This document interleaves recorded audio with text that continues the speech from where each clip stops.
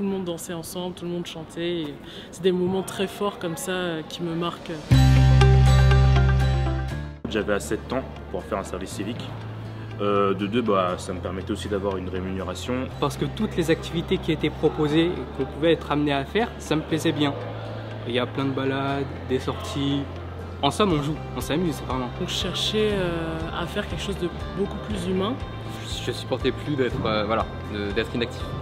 Et je suis tombé sur une annonce par hasard d'un service civique, donc Solidarité Senior. Et c'est à ce moment-là que je me suis dit ouais, c'est peut-être fait pour moi.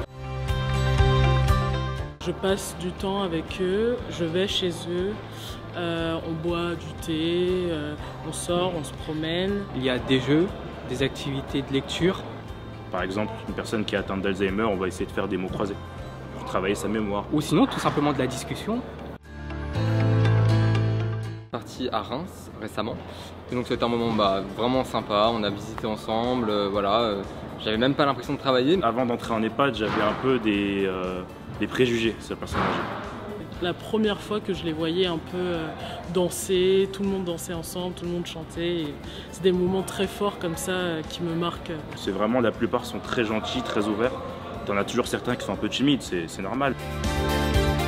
J'ai acquis un peu des compétences en matière de savoir-être. Je suis beaucoup plus patient, mieux organisé. Petite anecdote, on a proposé de m'émerger si je voulais faire des études au Canada grâce au service civique.